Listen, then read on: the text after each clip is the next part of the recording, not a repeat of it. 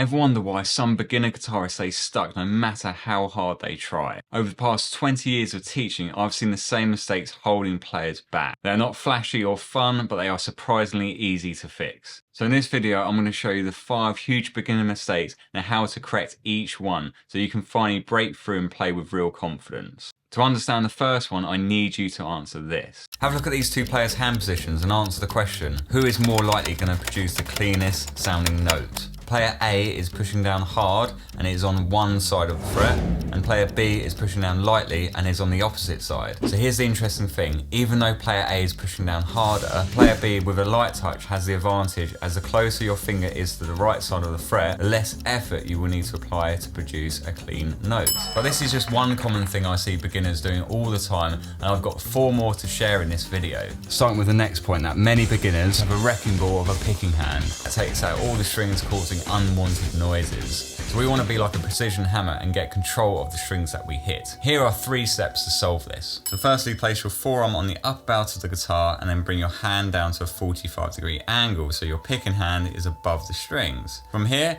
either rest your forearm on the guitar or hover it as close to the body as you can. Then here you can then use your wrist instead of your arm to pick the notes. I was aware of this next issue quite early on in my journey, and it used to drive me nuts. It took me hours to try and solve it. And I see so many players, from beginners to buskers to people attending open mic nights and even at gigs, doing the same thing. So look at this first video and see if you can figure out what's wrong with the sound.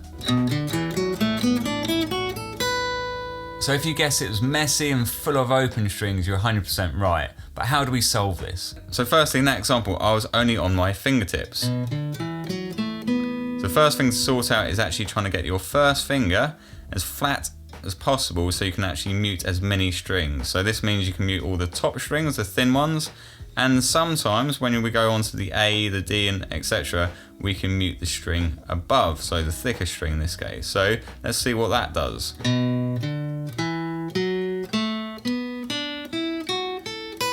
So that's the majority of it, apart from what's happening there is as I go through, especially here, I'm starting to hear these thick strings. So let's bring in that technique that we learnt before with the picking hand, where we place the forearm on the guitar, and this means we've got a palm of our picking hand where we can actually mute the strings as we go down. So that will look like this.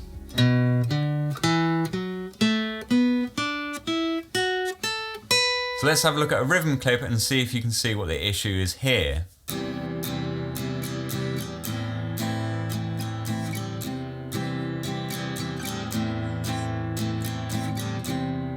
So if you guessed the E string was ringing through and drowning everything out, then you are correct.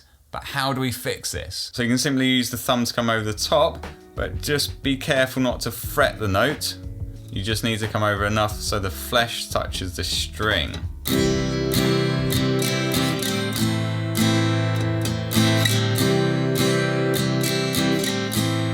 So let me play them back so you can hear the difference between them.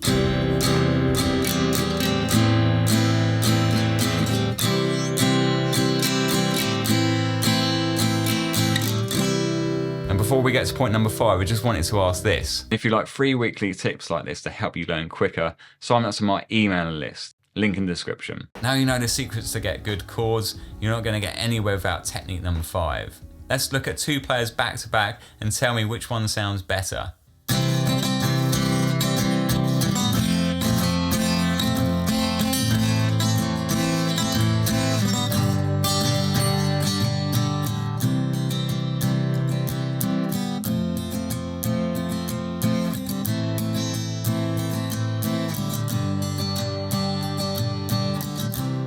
Okay, let's make player A sound like player B. Firstly, relax the strumming hand. Imagine your pick wants to glide through the string so it doesn't feel like you're hitting a brick wall every time. So next, when you're performing the upstroke, don't feel you have to hit all 6 strings. Simply aim to target the top 3, and with a little twist of the wrist is all it needs.